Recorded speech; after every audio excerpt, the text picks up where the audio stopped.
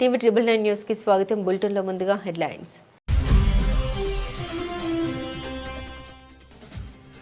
భారత్ పై Trump విధించిన టారిఫ్లను సవాల్ చేస్తూ తీర్మానం. అమెరికా ప్రతినిధుల సభలో 3 చట్టసభ్యుల కీలక అడుగు.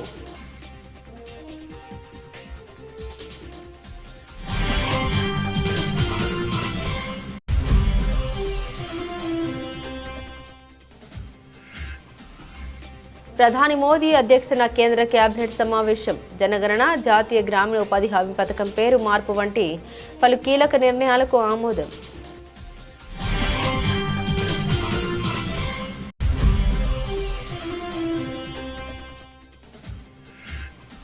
కోల్కతా చేరుకున్న మెస్సీ, స్టార్ను చూసేందుకు ఎగబడ్డ జనం.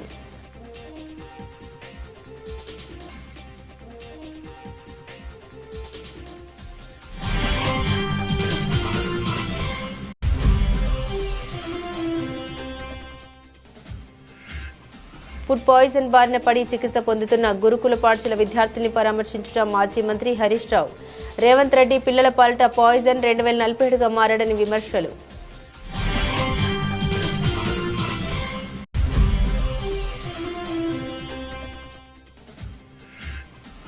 రెండో విడత పంచాయతీ ఎన్నికల్లో బీజేపీ అభ్యర్థులకు ఓటు వేయండి. పార్లమెంట్ పరిధిలోని గ్రామాలను అభివృద్ధి చేసే బాధ్యత నాదే అంటున్న ఎంపీ డీకే అరుణ.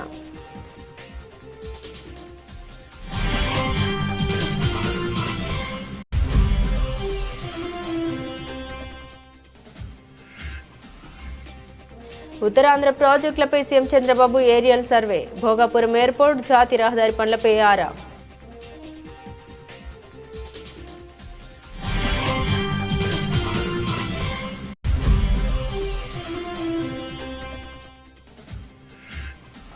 రాజకీయాల్లో ఎత్తుపల్లాలు సహజం. ప్రజలు తిరిగి కేసీఆర్కు పట్టం కడతారు. కేటీఆర్తో భేటీ అనంతరం అఖిలేష్ యాదవ్.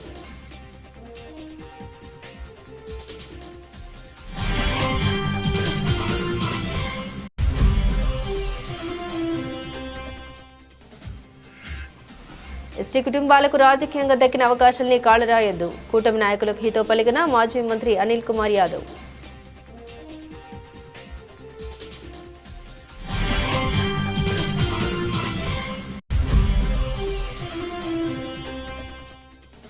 మరోసారి బీఆర్ఎస్ నేతలపై తీవ్రస్థాయిలో విరుచుకుపడ్డ కల్వకుంట్ల కవిత. ఉద్యమ సమయంలో 10 ఏళ్ల పాలనలో ఆ పార్టీ నేతలు భూ కబ్జాలకు, దోపిడీకి పాల్పడ్డారని ఆరోపణ.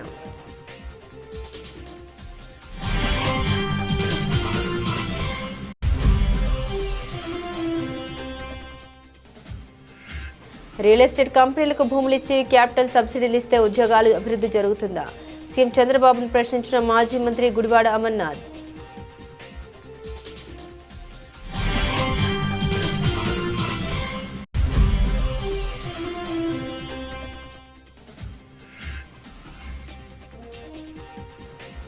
తిరుమల శ్రీవారిని దర్శించుకున్న సూపర్ స్టార్ రజనీకాంత్. రంగనాయక మండపంలో వేద ఆశీర్వచనం అందించిన పండితులు.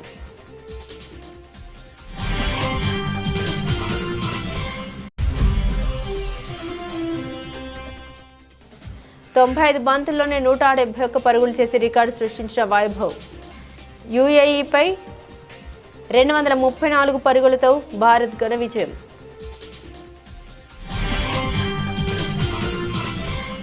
అమెరికా అధ్యక్షుడు డొనాల్డ్ ట్రంప్ భారత్పై విధించిన కఠిన టారిఫ్ల విధానంపై సొంత దేశంలోని వ్యతిరేకత పెరుగుతుంది. ఈ సుంకాలను సవాల్ చేస్తూ 3 ప్రతినిధుల సభ సభ్యులు నిన్న ఓ తీర్మానం ప్రవేశపెట్టారు. జాతీయ అత్యవసర పరిస్థితిని అడ్డం పెట్టుకుని భారత్ నుండి దిగుమతయ్యే వస్తువులపై 50% వరకు సుంకాలు విధించేలా ట్రంప్ తీసుకున్న నిర్ణయాన్ని రద్దు చేయాలని వారు డిమాండ్ చేస్తున్నారు.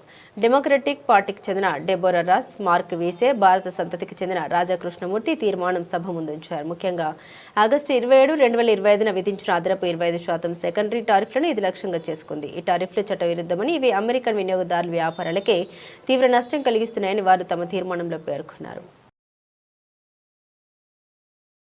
ప్రధాని నరేంద్ర మోదీ అధ్యక్షతన జరిగిన కేంద్ర కేబినెట్ సమావేశంలో సంచలన నిర్ణయాలు తీసుకున్నారు. 2027 జనగణన, మహాత్మా గాంధీ జాతీయ గ్రామీణ ఉపాధి హామీ పథకం పేరు మార్పు వంటి పలు కీలక నిర్ణయాలు తీసుకున్నారు. ఈ మేరకు కేంద్ర సమాచార ప్రసార శాఖ మంత్రి అశ్విన్ వైష్ణవ్ మీడియా సమావేశం నిర్వహించారు. మంత్రివర్గంలో తీసుకున్న అంశాలను వివరించారు. सेंसस देश के लिए एक बहुत इम्पोर्टेंट एक्सरसाइज है, जिसके माध्यम से देश के बारे में, देश की जनसंख्या के बारे में हर एक जानकारी जो चाहिए होती है वो इसके माध्यम से मिलती है। इसका लीगल बेसिस हम सब जानते हैं, सेंसस एक्ट है और सेंसस के रूल्स हैं। 16 जून 2025 में गैजेट नोटिफिकेशन पब्लिश हुआ था सेंसस 2027 का। आज इसके लिए बजट अप्रूव हुआ है 11,718 करोड़ रुपीस का। सेंसस देश की जनसंख्या को एक पर्टिकुलर पॉइंट ऑफ टाइम में इन्यूमरेट करता है। रेफरेंस डेट रखी गई है 0 hours of 1st March 2027, 1st October 2026 के 0 hours को स्नो बाउंड एरियाज के लिए डिसाइड किया गया है। There will be 2 phases of the census.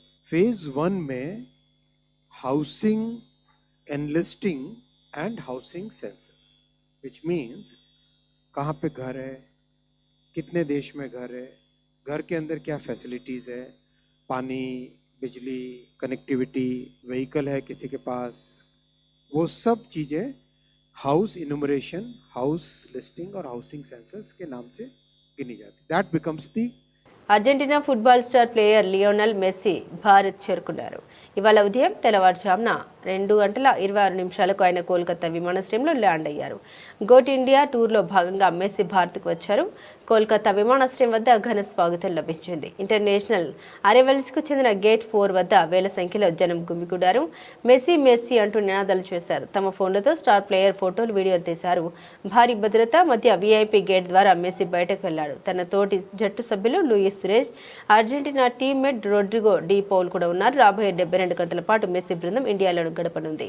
కోల్కతాతో పాటు హైదరాబాద్, ముంబై, ఢిల్లీలోనూ మెస్సీ టూర్ చేయనున్నాడు.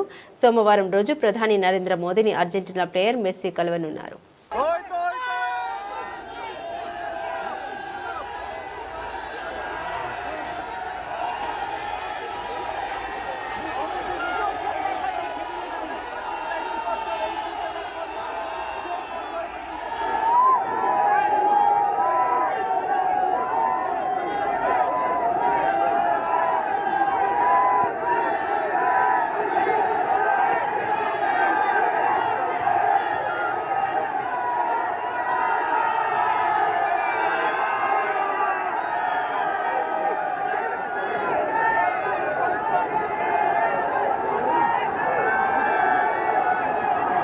రేవంత్ రెడ్డి పిల్లల పాలిట పాయిజన్ 2047గా మారాడని సిద్దిపేట ఎమ్మెల్యే హరీష్ రావు విమర్శించారు.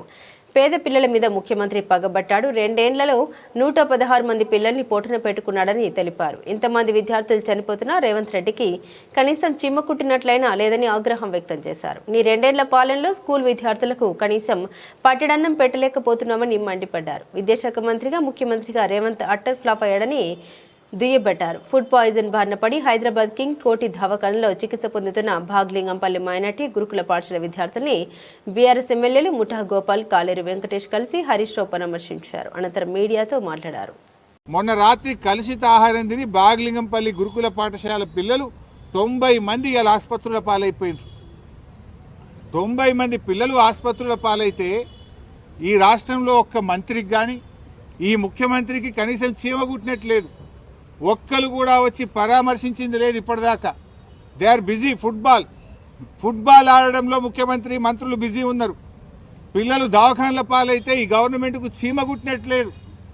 5 కోట్లు పెట్టి ఫుట్బాల్ నేర్చుకోవడానికి 5 కోట్ల గవర్నమెంట్ డబ్బులు పెట్టి రేవంత్ రెడ్డి ఫుట్బాల్ స్టేడియం కట్టుకున్నాడు. ఆయన ఎవడో మెస్సీ. ఆ మెస్సీ వస్తాడట. మెస్సీతో ఫుట్బాల్ ఆడడానికి ఈ మేస్త్రి ఫుట్బాల్ ఆడడానికి సింగరేణి పైసలు, బడా బడా కంపెనీల మీద ఒత్తిడి పెట్టి 100 కోట్ల రూపాయలు ఖర్చు పెట్టి ఈయన ఫుట్బాల్ షోకు తీర్చుకుంటుండు. ఆ 100 కోట్లతోని ఓ మంచి హాస్టల్ కట్టు, పిల్లలకు కడుపు నిండా అన్నం పెట్టు, ఓ స్కూల్ కట్టు. నువ్వు సిఎస్ఆర్ డబ్బులతో, సింగరేణి డబ్బులతో, ప్రభుత్వ డబ్బులతో స్టేడియాలు కట్టుకునేంది, ఈ ఫుట్బాల్ షోకులు తీర్చుకోవడం ఏంది?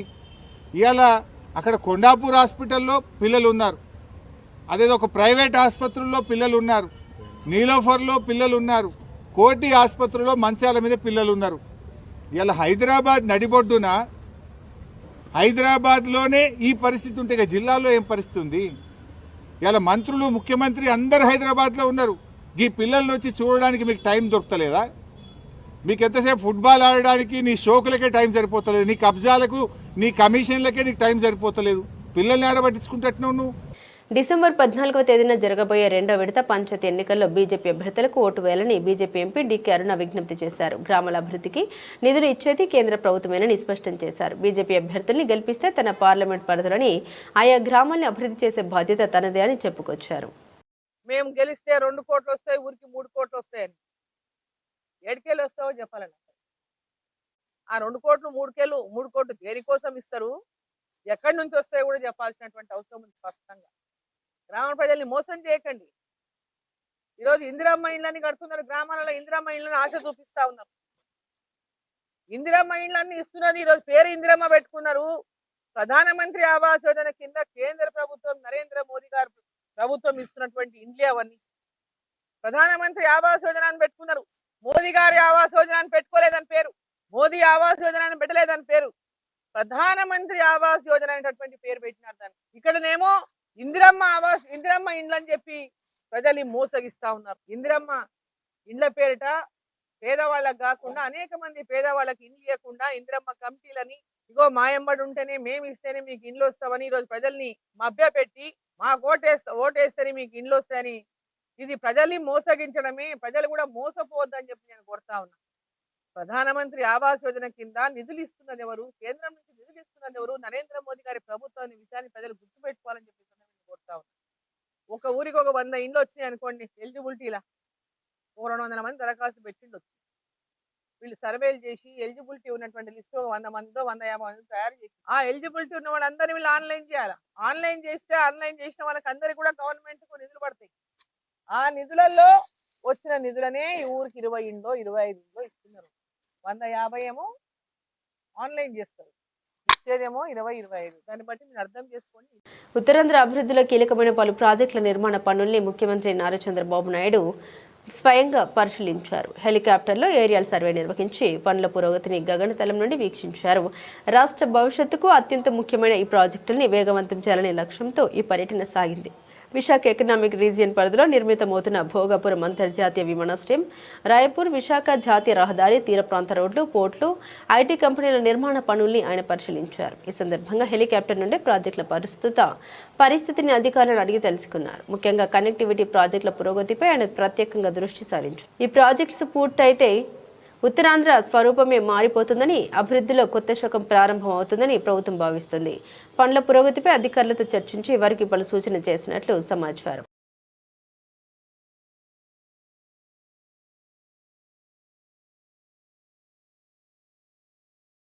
రాజకీయాల్లో ఎత్తుపల్లాలు సహజం, పరిస్థితులు మారతాయని సమాజ్వాదీ పార్టీ అధ్యక్షుడు ఉత్తరప్రదేశ్ మాజీ ముఖ్యమంత్రి అఖిలేష్ యాదవ్ అన్నారు.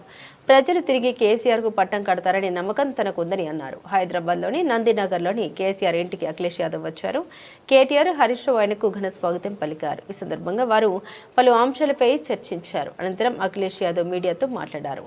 కేటీఆర్ ఎప్పటికీ తమకు స్నేహితులేనని, తాము ఎప్పటికీ వారితోనే ఉంటామని అన్నారు. కేటీఆర్ ఎప్పుడు కలిసిన ఆప్యాయంగా మాట్లాడతారని, సొంత మనుషులా అనిపిస్తారని అన్నారు. హైదరాబాద్ ఎప్పుడు వచ్చినా తాను కలుస్తున్నానని తెలిపారు. अपने नौजवान साथी केटीआर जी का, और इनसे मिलकर के अपनापन लगता है। मैं हैदराबाद जब भी आता था मिला मैं, और इनके साथियों ने, पार्टी के लोगों ने हमेशा स्वागत के साथ सम्मान किया। और राजनीति में तो उतार चढ़ाव रहते ही हैं। राजनीति में जनता कभी स्वीकार करती है, कभी जनता हमें मौका देती है कि हम फिर देखें चीज़ों को। मैं जो बातचीत में हम लोग बात कर रहे थे कि एक समय था कि हम लोग भी बहुत कम सीटें जीते थे, लेकिन जनता के बीच में रहे, उसी जनता ने हमारी मदद। गौरवनीयुलु पेदलु उत्तर प्रदेश మాజీ ముఖ్యమంత్రి, అదేవిధంగా చాలా కాలంగా పెద్దలు కేసీఆర్ గారితో ఆనాడు మనం ప్రభుత్వంలో ఇక్కడ ఉన్నప్పుడు సన్నిహితంగా మెదలడమే కాకుండా ఎన్నో సందర్భాల్లో తన అభిప్రాయాలు పంచుకుని దేశం గురించి కూడా ఏ రకంగా మనం కలిసి ముందుకెళ్ళాలి అని ఎన్నో సందర్భాల్లో సంప్రదించి మాతో కలిసి నడిచిన పెద్దలు శ్రీ అఖిలేష్ యాదవ్ గారు ఈరోజు హైదరాబాద్కు వచ్చారు. వచ్చినప్పుడు వారు పెద్దలు కేసీఆర్ గారిని నేను కలవాలి, తప్పకుండా వారి ఆశీర్వాదం తీసుకోవాలి అని సంప్రదించినప్పుడు కేసీఆర్ గారు తప్పకుండా మళ్ళీ తొందరలో కలుసుకుందాం. మరి ఈసారి మా పార్టీ నాయకులు అందరూ కూడా మీకు స్వాగతం చెప్తారు అంటే వారు స్వయంగా నాకు స్వాగతం చెప్పడం కాదు, నేనే వస్తాను మీ దగ్గరికి అని చెప్పి ఇవాళ ఇక్కడ కేసీఆర్ గారి ఇంటికి వచ్చి మా ఆతిథ్యాన్ని స్వీకరించి మరి మాతో ఇక్కడ కొంతకాలం గడిపినందుకు వారికి స్వాగతం తెలుపుతూ ధన్యవాదాలు తెలుపుతూ, అఖిలేష్ యాదవ్ గారు ఈరోజు ఏ రకంగానైతే మరి శాసనసభకు జరిగిన ఎన్నికల్లో అధికారం కోల్పోయిన తర్వాత కూడా 37 మంది ఎంపీలను వారు గెలిపించుకొని తిరిగి 3వ అతిపెద్ద పార్టీగా లోక్సభలో ఇవాళ అవతరించారు. అదే స్ఫూర్తితో తప్పకుండా భారత రాష్ట్ర సమితి కూడా భవిష్యత్తులో కొనసాగుతుంది. మే నహీ కహ రహా థా. నెల్లూరు మేయర్ అవిశ్వాస తీర్మానం నేపథ్యంలో వైఎస్ఆర్సీపీ ఇంకా ఏ నిర్ణయం తీసుకోకుండానే కూటమి పార్టీలు పాండిచ్చేరికి క్యాంపు రాజకీయాలు మొదలుపెట్టడం చూస్తుంటే అప్పుడే వైఎస్ఆర్సీపీ నైతికంగా విజయం సాధించేసినట్టని మాజీ మంత్రి అనిల్ కుమార్ యాదవ్ స్పష్టం చేశారు. టీడీపీ నాయకులు మాకు 41 మందిని కార్పొరేటర్ల బలం ఉందని చెప్పుకుంటూనే 5 కార్పొరేటర్లు తిరిగి వైఎస్ఆర్సీపీకి వస్తే వణికిపోతున్నారని పోలీసులకు పంపించి కార్పొరేటర్ వారి కుమార్ని అరెస్టు చేయించి తిరుపతి తీసుకెళ్లిపోయారని తెలిపారు. వైఎస్ఆర్సీపీ కార్పొరేటర్ల భార్య పిల్లలకు ఫోన్లు చేసి బూతులు తిడుతూ గంజాయి కేసులు పెడతామని బెదిరిస్తున్న టీడీపీ నాయకులు 8 నెలల మేయర్ పదవి కోసం ఇంతలా దిగజారడం సిగ్గుచేటన్నారు. యానాదుల్ని రాజకీయంగా ప్రోత్సహించాలని వైఎస్ జగన్ గారు ఇచ్చిన పదవిని లాక్కోవడం తగదని టీడీపీ నాయకులకు హితవు పలికారు. అరెస్ట్ చేసింది పోలీసు ఒప్పుకుంది కదా, నిన్న మేము తీసుకొస్తాం సబ్మిట్ చేస్తామని చెప్పి ఒప్పుకుంది కదా. ఒంగోలు దగ్గర 3:30కి ఫోన్ చేసి అన్న 3:30కి ఎక్కడున్నామమ్మా అంటే ఒంగోలు దగ్గర ఉన్నాము, ఇలాగా పోలీసులు అరెస్ట్ చేసి తీసుకొచ్చారు, పట్టాభి అన్నాను విజయభాస్కర్ రెడ్డి వచ్చిన్నారు, ఇబ్బంది పెడుతున్నారు, ఏం చేయమంటావన్నా అడగటం జరిగింది. నా దగ్గర ఫోన్ చేసిన నంబర్ ఉంది, మీకు ధైర్యం ఉంటే ఆ టైంలో 2 టౌన్ సిఐ పట్టాభి విజయభాస్కర్ రెడ్డి ఆ నంబరు లొకేషన్ తీస్తే ఎక్కడున్నారో తేలుతుంది. మీకు కరెక్ట్గా ఉంటే రాత్రి 3 to 3:30 మధ్యలో నాకు ఫోన్ చేసి మాట్లాడటం జరిగింది. మీరు నెల్లూరుకి పోలీస్ స్టేషన్ తీసుకొస్తున్నారా, డెలివరీ ఇస్తున్నారా, అక్కడి నుంచి తిరుపతికి తీసుకెళ్ళటం మాట వాస్తవం కాదా? పొద్దున్నే ఒక ఆడియో ఇప్పించి వైసీపీకి షాక్, మాకు నంబరే లేదు, మేము పోటీ చేస్తామో కూడా ఇంకా డిక్లేర్ కాలేదు, మేము దాని మీద మా అధిష్టానం కానీ మా కార్పొరేట్ నిర్ణయమే తీసుకోలేదు, మాకు పోయేదేం లేదు, ఈ మేయర్ ఉన్నా మా మేయర్ కాదు, రేపు ఎక్కే మేయర్ అమ్మా మా మేయర్ కాదు, 8 నెలలు ఉన్న అధికారానికి ఎంతెంత ఎందుకు ఊపిరిలోడుతున్నారో మాకు అర్థం కావట్లేదు, ఇన్ని కోట్లు రూపాయలు ఎందుకు ఖర్చు పెడుతున్నారో అర్థం కావట్లేదు, దానికి మాకేం షాక్. నిన్నటితోనే మీరు క్యాంపు రాజకీయాలు రాత్రికి పాండిచేరి పరిగెత్తిన తీరుకే, తిరుమల కొండకు తీసుకొని పాండిచేరికి గోవాకు పరిగెత్తిన తీరిన రోజునే, అధికారంలో ఉండి డబ్బు ఉండి ఇన్ని ఉండి బలం ఉండి పరిగెత్తిన రోజునే వైఎస్ఆర్ కాంగ్రెస్ పార్టీ నైతికంగా నెల్లూరు నగరంలో గెలిచేసింది. కొత్తగా మేము గెలవాల్సిన అవసరం లేదు, మేము రుజువు చేసుకోవాల్సిన అవసరం మాకు లేదు. ఇంత దిగజారి ఎంతెంత రాత్రి నుంచి అయితే మొన్న 25 లక్షలు ఉండింది, స్టేక్ పెరిగింది, ఇప్పుడు 40 lakhs, 5 కోట్ల వర్కులు అంటున్నారు, 10 కోట్ల వర్కులు అంటున్నారు, మీకు ఏం కావాలంటున్నారు, కారెక్కండి. ఇంత డబ్బు 8 నెలలకి ఒక గిరిజనుల్ని మా పార్టీలో లేకపోయి ఉండొచ్చు. ఎందుకు చెప్తున్నానంటే ఈ మాట, అగ్రవర్ణాలకి బీసీల్లో కొన్ని కులాలకి ఎమ్మెల్యేల అవకాశాలు వస్తాయి. మన జిల్లాలో ఎస్సీ సామాజిక వర్గానికి సంబంధించిన ఎమ్మెల్యేల అవకాశాలు ఉన్నాయి, కానీ ఎస్టీకి సంబంధించి మనకి ఎప్పుడూ. తెలంగాణ జాగృతి అధ్యక్షులు కల్వకుంట్ల కవిత మరోసారి బీఆర్ఎస్ నేతలపై తీవ్రస్థాయిలో విరుచుకుపడ్డారు. ఉద్యమ సమయంలో 10 ఏళ్ల పాలనలో ఆ పార్టీ నేతలు భూ కబ్జాలకు దోపిడీకి పాల్పడ్డారని ఆరోపించారు. వారు ఎవరెవరి దగ్గర దోచుకున్నారో ఆ వసూల చిట్టా అంతా తన వద్ద ఉందన్నారు. ఏఎస్ స్టూడియోల ముందు ధర్నాలు చేసి వసూలకు పాల్పడి కాంప్రమైజ్ అయ్యారు తనకు తెలుసునని, ఈ విషయాలన్నీ బయటపెడితే తెలంగాణ వల్ల సిగ్గుపోతుందనే ఉద్దేశంతో ఇంతకాలం ఊరుకున్నామని అన్నారు. తనపై లేనిపోని ఆరోపణ, పిచ్చి ప్రచారాలు చేస్తే తాట తీస్తామని హెచ్చరించారు. తానింకా వారి పాపల చిట్ట విప్పడం ప్రారంభించడం లేదని, టాస్ మాత్రమే వేశారని, అసలైన టెస్ట్ మ్యాచ్ ముందే ఉందని అన్నారు. బంజారాహిల్స్లోని తెలంగాణ జాగృతి కార్యాలయంలో కవిత మీడియాతో మాట్లాడారు. వారిలా వసూలు చేసుకుని ఉద్యమాలు నడపలేదని, తన నగలు కుదువ పెట్టి బతుకమ్మ సంబరాలు చేశామని తెలిపారు. అందుకే తనకు ఇంత పౌరుషమని తెలిపారు కవిత. కృష్ణారావు గారి కొడుకు ఆయన డైరెక్టర్గా ఉన్నప్పుడు 70 ఎకరాల వెంచరీ, పెద్ద వెంచరీ, 70 ఎకరాలు మీకు కనబడుతుంటుంది. మొత్తం విల్లాలు కట్టిరు, పట్టుకోండి, మొత్తం విల్లాలు కట్టిరు, అన్ని A to Z విల్లాలు కట్టిరు. ఇలా ఎన్ని అలిగేషన్స్ ఉన్నాయంటే, ఇక్కడ నేను ఎల్లో మార్క్ చేసిన రోడ్ మొత్తం గవర్నమెంట్ రోడ్, అది కబ్జా, అది లోపలనే ఉంటుంది, దాని చుట్టూ కాంపౌండ్ వాళ్ళు. ఇక్కడ అసైన్ ల్యాండ్స్ ఉన్నాయి, అది కబ్జా. ఈ మధ్యలో చెరువు ఉంది, ఈ చెరువు 10 ఎకరాలు ఉంది అని చెప్పి, 10 ఎకరాల చెరువు ఇది అని చెప్పి ప్రభుత్వం సర్టిఫికేట్ ఇచ్చింది 2021లో. ఇది అఫీషియల్గా రెరాకి ఇచ్చిన డాక్యుమెంట్. నేను మీలాగా ఆగమాగం ఎడ్డెడ్డి మాట్లాడా, దొంగ డాక్యుమెంట్లు చూసి అసలే మాట్లాడా. 2021లో మీ కంపెనీ నుండి మీరు రెరాకి ఇచ్చిన దాంట్లో మా వెంచర్ మధ్యలో ఉన్నటువంటి చెరువు 10 ఎకరాలని మీరు చెప్పారు. అయిపోయిందా? అదే మళ్ళీ 2021లో 2024 వచ్చే వరకు ఏమవుతుందంటే ఆ చెరువు 6 ఎకరాలకు వస్తుంది. అంటే 4 ఎకరాలు ఎవరు మింగిన మధ్యలో? ఇది 6 ఎకరాలని మళ్ళీ అఫీషియల్గా ఇరిగేషన్ డిపార్ట్మెంట్ ఇచ్చింది. ఇప్పుడు ఇంకా ఘోరం ఏంటంటే ఈ మొత్తం 71 ఎకరాల ఈ సామ్రాజ్యంలో చుట్టూ కాంపౌండ్ వాల్ కట్టింది. అంటే ఈ చెరువు యాక్సెస్ ఓన్లీ ఆ విల్లా వాళ్ళకు ఉంటుంది. యాక్చువల్లీ అది ఊరిది చెరువు. అంటే మీ అయ్యా జాగిరా చెరువు లోపలేసుకొని చుట్టూ కాంపౌండ్ వాల్ పట్టుకుంటే ఆ ఊరోళ్ళు వాడుకోవద్దా చెరువును? హైడ్రాకి దమ్ముంటే రేవంత్ రెడ్డి గారికి కానీ గవర్నమెంట్లో ఉన్న వ్యక్తులకి ఈ వెంచర్తో సంబంధం లేకపోతే యాక్సెస్ ఓపెన్ చేయండి, దానికి ఓపెన్ చేయండి. చెరువు మధ్యలో ఉంటుంది, చుట్టూ విల్లా, ఎక్కడికక్కడ కేజీఎఫ్ సామ్రాజ్యాలు. రాష్ట్రానికి విశాఖపట్నమే భవిష్యత్తని మాజీ సీఎం వైఎస్ జగన్మోహన్ రెడ్డి గతంలో చెప్పిన విషయాన్ని ఇప్పుడు ముఖ్యమంత్రి చంద్రబాబు మాట్లాడుతున్నారని మాజీ మంత్రి గుడివాడ అమర్నాథ్ విమర్శించారు. ఇన్ఫోసిస్ లాంటి పెద్ద సంస్థని మేము తీసుకొస్తే రియల్ ఎస్టేట్ కంపెనీలని తెచ్చి రూపాయికి ₹1 భూములు దోచిపెడుతున్నారని సీఎం చంద్రబాబుపై ధ్వజమెత్తారు. రియల్ ఎస్టేట్ కంపెనీలకు భూములు ఇచ్చి క్యాపిటల్ సబ్సిడీలు ఇస్తే ఉద్యోగాల అభివృద్ధి జరుగుతుందా అని అమర్నాథ్ ప్రశ్నించారు. ఈ ప్రాంతానికి ముఖ్యంగా విశాఖపట్నం నగరానికి ఉన్నటువంటి అవకాశాలు, రాష్ట్రానికి విశాఖపట్నమే భవిష్యత్తు అని చెప్పి గతంలో మేము చెప్పినటువంటి అనేక విషయాలు, ముఖ్యంగా జగన్మోహన్ రెడ్డి గారు ముఖ్యమంత్రిగా ఉన్నప్పుడు విశాఖపట్నానికి ఇచ్చినటువంటి విజన్ డాక్యుమెంటు,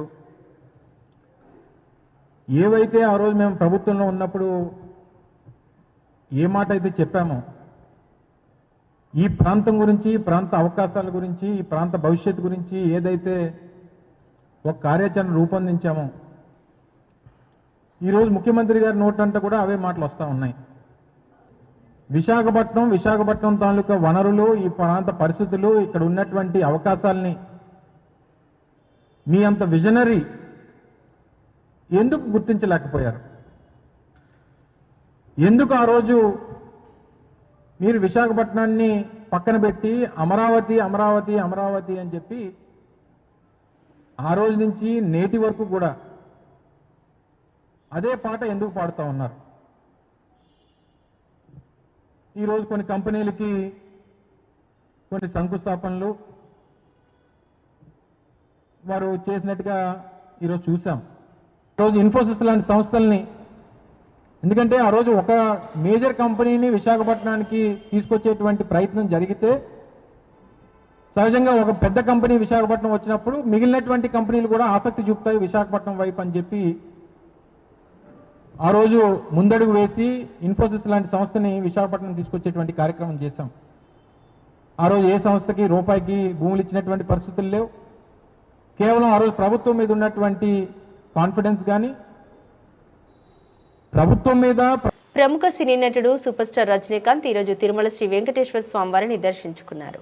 తన కుటుంబ సభ్యులతో కలిసి తిరుమలకు విచ్చేసిన ఆయన ఉదయం వీఐపీ బ్రేక్ సమయంలో స్వామివారి సేవలో పాల్గొన్నారు. ఈ సందర్భంగా ఆయన శ్రీవారికి ప్రత్యేక పూజలు నిర్వహించి మొక్కులు చెల్లించుకున్నారు. దర్శనం అనంతరం ఆలయంలోని రంగనాయక మండపానికి చేరుకున్న రజనీకాంత్కు కుటుంబానికి వేద పండితులు వేదాశీర్వచనం అందించారు. టీటీడీ అధికారులు ఆయనకు స్వామివారి తీర్థ ప్రసాదాలను, చిత్రపటాన్ని అందజేసి సత్కరించారు. రజనీకాంత్ రాకతో ఆలయ పరిసరాల్లో సందడి వాతావరణం నెలకొంది.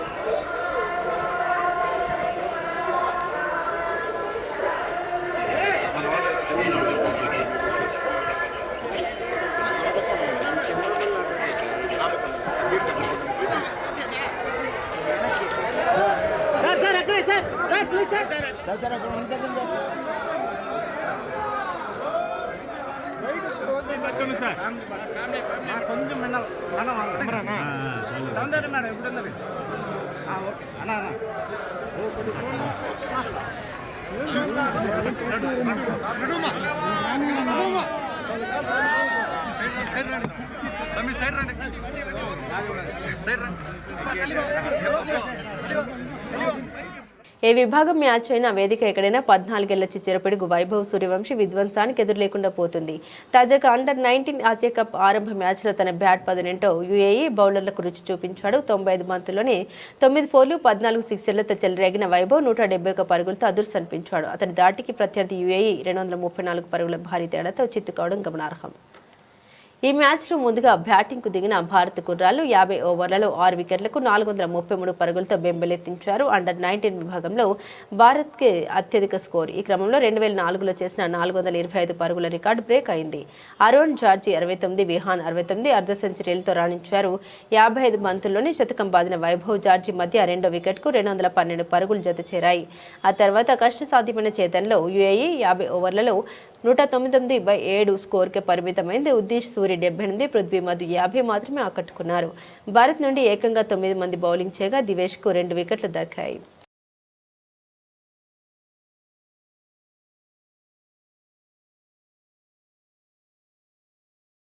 బులెటిన్ ముగించే ముందు హెడ్లైన్స్ మరోసారి.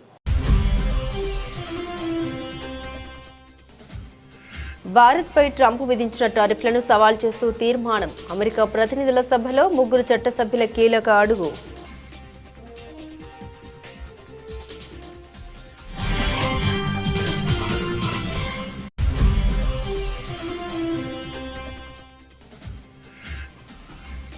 ప్రధాని మోదీ అధ్యక్షతన కేంద్ర కేబినెట్ సమావేశం. జనగణన, జాతీయ గ్రామీణ ఉపాధి హామీ పథకం పేరు మార్పు వంటి పలు కీలక నిర్ణయాలకు ఆమోదం.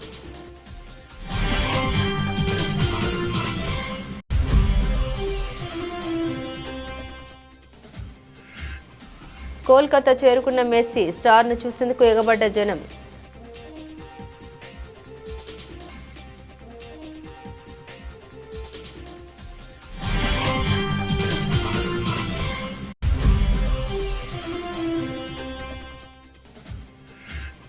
ఫుడ్ పాయిజన్ బారిన పడి చికిత్స పొందుతున్న గురుకుల పాఠశాల విద్యార్థిని పరామర్శించిన మాజీ మంత్రి హరీష్ రావు. రేవంత్ రెడ్డి పిల్లల పాలిట పాయిజన్ 2047గా మారాడని విమర్శలు.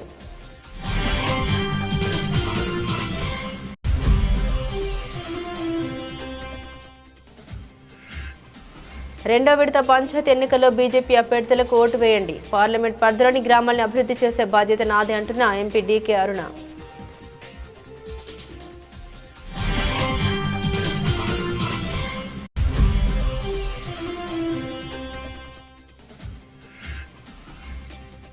ఉత్తరాంధ్ర ప్రాజెక్టులపై CM Chandrababu aerial survey. Bhogapuram airport, జాతీయ రహదారి పనులపై ఆరా.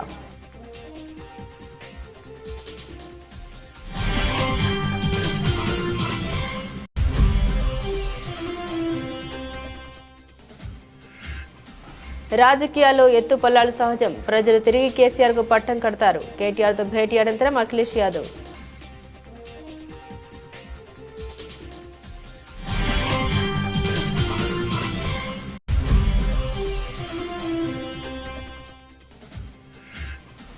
ఎస్టీ కుటుంబాలకు రాజకీయంగా దక్కిన అవకాశాలని కాళరాయొద్దు. కూటమి నాయకులకు హితో పలికిన మాజీ మంత్రి అనిల్ కుమార్ యాదవ్.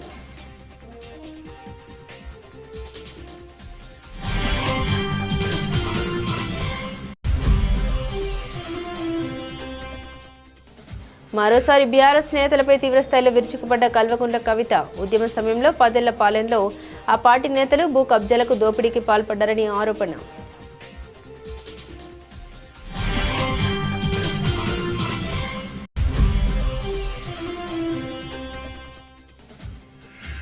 రియల్ ఎస్టేట్ కంపెనీలకు భూములిచ్చి క్యాపిటల్ సబ్సిడీలు ఇస్తే ఉద్యోగాలు అభివృద్ధి జరుగుతుందా? సీఎం చంద్రబాబును ప్రశ్నించిన మాజీ మంత్రి గుడివాడ అమర్నాథ్.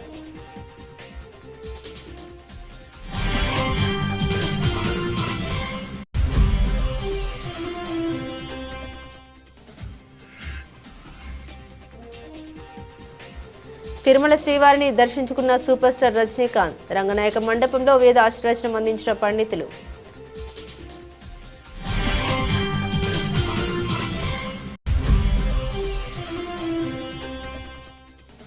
తొంభై 95 బంతుల్లోనే 171 పరుగులు చేసి రికార్డు సృష్టించిన వైభవ్. యూఏఈపై 234 పరుగులతో భారత్ ఘన విజయం.